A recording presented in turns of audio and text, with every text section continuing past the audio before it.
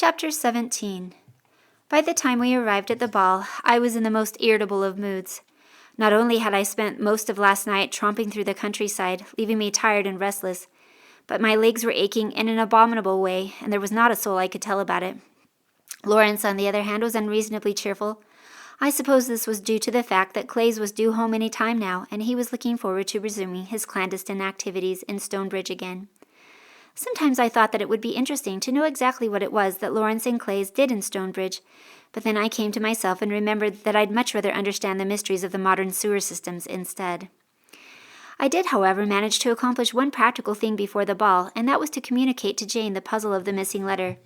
Naturally, she demanded where my information had come from. I evaded the answer as well as I could, but only succeeded on the merit of my message. John, it would seem, had great reason to see Jane at the ball.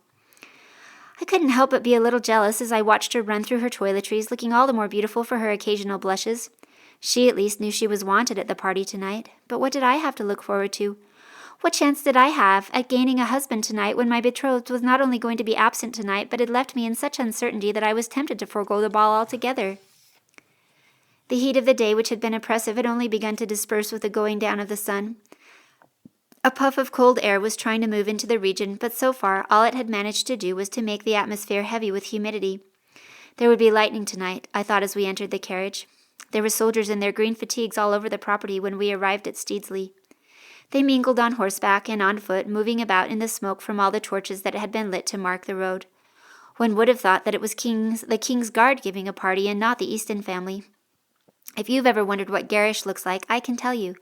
Take a crowd of masked party-goers, put them in a perfectly delightful scene such as Steedsley, and surround them with hundreds of soldiers. Luckily, as we entered the house, there was not a single soldier in sight. That allowed at least one sigh of relief to escape my lips. The house was already crowded when we walked in. The musicians were playing in the ballroom, and the excitement and anticipation in the hall was palpable. People eyed us speculatively, wondering who we were, until they saw Anne without her mask, and the mystery was spoiled. As for Anne herself, she clutched at my hand and gazed in awe. "Do you think Henry will have a mask?" she whispered in my ear.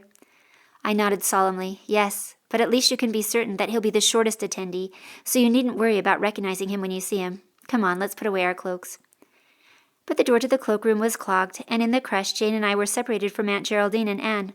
All around us was the sound of ladies' chatter, high and excited, as well as the aroma of many perfumes and an abundance of rosewater, so strong I could taste it in my mouth. Amid the voices I recognized Mrs. Gilroy's nasal voice. "Did you hear the news? Miss Blackwood has forsaken Timothy Easton for Tory Burnside. It's true. I heard it from Miss Burnside herself." Jane and I eyed each other uneasily through our masks. I had confessed to Jane and Anne earlier today about the new contract, for fear they might get some word of it at the ball, but I had hoped I was being overcautious. I should have known that Tory's mother would lose no time in spreading the news, because while the Blackwoods might not be rich, our name was old and still worth something in these parts, and she knew it. "I cannot believe it," her confidant responded in a voice that marked her as Mrs. Martin.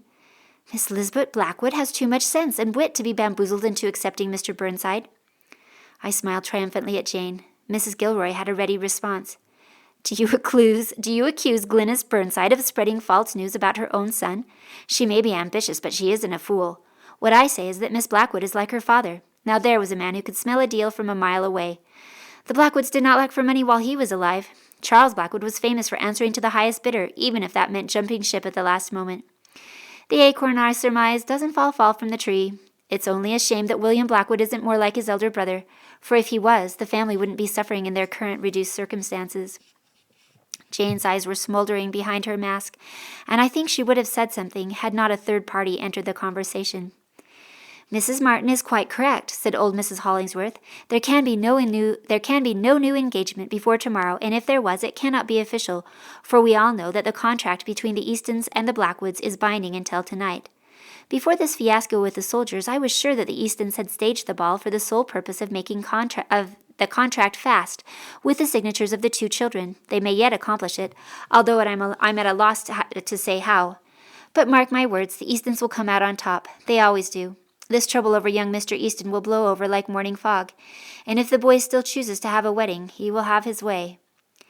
If, that is, he still wants a girl who promises her hand to a man like Tory Burnside before her betrothal is even at an end," Mrs. Gilroy said with a sniff. Tory Burnside is a nincompoop, Mrs. Hollingsworth answered, and his mother has made him so. I would wait for tomorrow before I believe any gossip, Fanny, if you want my advice. I had always thought of Mrs. Hollingsworth as a great stuffed sheet, but never again. She was clearly a woman of great wisdom. But Mrs. Gilroy's remarks were not entirely devoid of truth either, and as angry as I was, I could not deny the fact that her last words might prove prophetic. When at last we had deposited our cloaks, we made our way to the reception line. Jane was twisting her fingers. "Lisbeth, are you certain John meant to be here and to speak with me? How will I ever recognize him?" "Even if Mr. Bigby's curls don't give him away," I said, managing a wry smile, "he'll find a way to find you." I scanned the room, taking in the several varieties of masks that the men were wearing.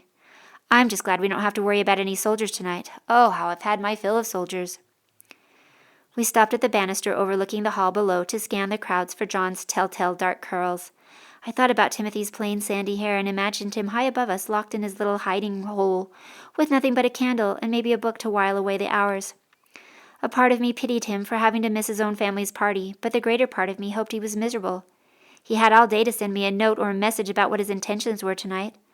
Well, was he or wasn't he going to marry me? If he lacked the decency to alert me to his feelings, well, he could stay in that dark room for the rest of his life for all I cared. There never was a man who lived who could be so gallant one moment and so entirely dull-witted the next. If he loved me at all, he should have let me know long before the sunset had set. And now it was too late, or nearly so. My one ghost of a hope was that he would still risk some kind of message before midnight. After all, with no soldiers in the house, he might even— "Good evening, Miss Blackwood." I felt my blood run chill because I was almost 100% positive that I recognized the voice. I turned to the masked man, addressing me with deep misgivings. Only I took one look at him and knew that it couldn't be George Hargrove because no Westerner could ever manage to tie a cravat so expertly. However, he spoke again. "You burn the candle at both ends, don't you? Out gallivanting with teenage boys the one night and then masquerading at balls the next. Tell me, is it the elevation or the electric environment that makes you so remarkably energetic?"